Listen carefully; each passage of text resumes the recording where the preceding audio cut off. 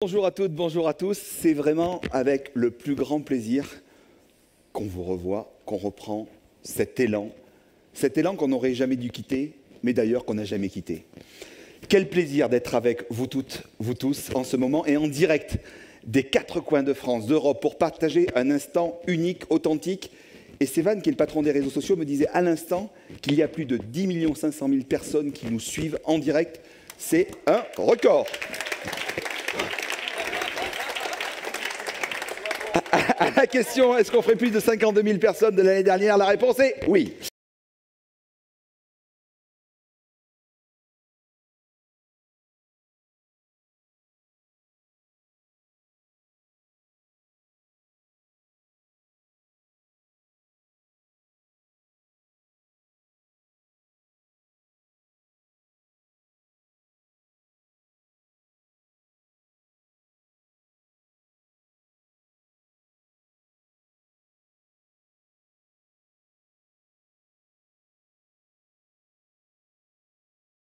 En 2020, allez, ça nous a réveillés.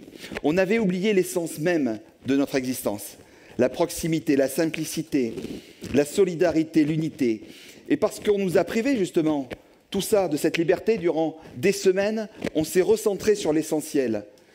Et on a compris que la liberté, ça n'avait pas de prix. Alors, tout cela dont on va vous parler ce matin, on va s'offrir, comme on le dit dans la campagne de communication que nous avons créée avec nos partenaires d'Avas, on va s'offrir le statut de la liberté. Grâce à nos 18 intervenants et intervenantes audacieuses, audacieux, hors normes. Vous savez, la générosité, l'agnac dont vous parliez il y a quelques minutes, c'est ce qui décrit le mieux notre prochaine intervenante. Vous allez voir, c'est une tornade qui arrive là. La tornade à l'énergie débordante. C'est une grande femme de cœur. Elle a fait de l'inclusion des jeunes son combat. Elle a fondé, avec Claude Cohen, la fondation de TF1, dont elle est la déléguée générale. Elle nous fait l'immense honneur d'être avec nous aujourd'hui. Je vous demande d'accueillir Samira Jouadi. Tu veux me faire pleurer, c'est ça? Alors bonjour à tous. Alors moi je vais vous parler de mon parcours qui va illustrer la liberté que j'ai entrepris pour être là aujourd'hui devant vous.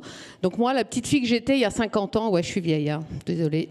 Elle a compris très vite qu'il fallait prendre sa liberté pour réussir, qu'il fallait prendre sa liberté pour exister au sein d'une famille, quand on est issu d'une grande famille, d'une grande fratrie, de 8 enfants, en peu musulmane, en plus une fille.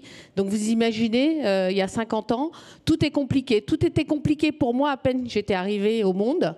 Donc il a fallu rapidement de se dire, Samira, ma pauvre fille, si tu veux réussir, il va falloir que tu existes, il va falloir que tu prennes ta liberté, tu fasses pas comme les autres.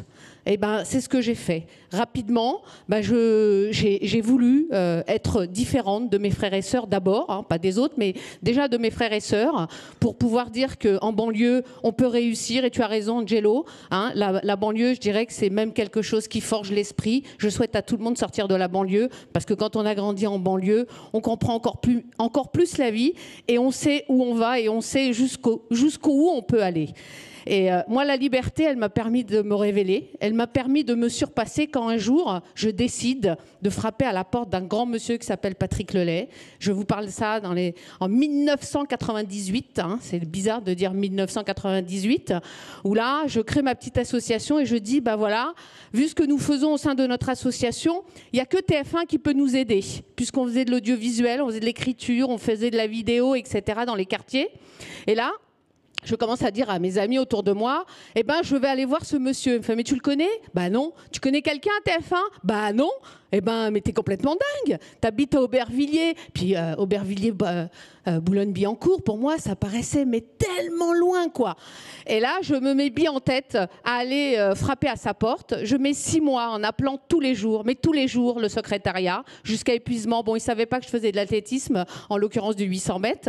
Et il finit par accepter, mais plus pour effacer, en fait.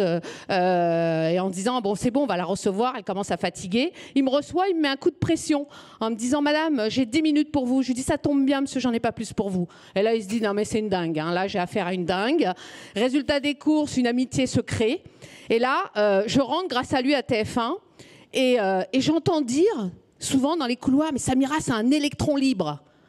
Au début, je ne comprends pas. Je me dis, mais qu'est-ce que j'ai fait, quoi? Pourquoi on me qualifie d'électron libre? Et rapidement, je comprends qu'en fait, je leur renvoie le miroir de la liberté, de celle qui a cassé les codes, de celle qui les a assumés, de celle qui est restée elle-même avec ses frisettes de la banlieue, hein, celle qui assume tout ce qu'elle a fait et qui a porté tous ses combats. Et aujourd'hui, je voudrais vous citer un petit discours d'un petit jeune de la Fondation qui, quand on lui a posé la question de comment tu qualifierais Samira, voici ce qu'il a dit.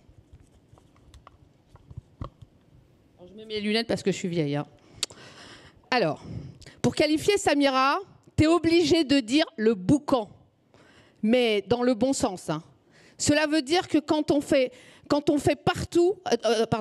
Cela veut dire que quand elle va, où elle va, elle ne laisse pas les choses indifférentes. Elle fout le bordel et finit par transformer l'endroit. En fait, ce n'est pas Samira qui s'adapte aux endroits, c'est Samira qui transforme les endroits selon ses goûts.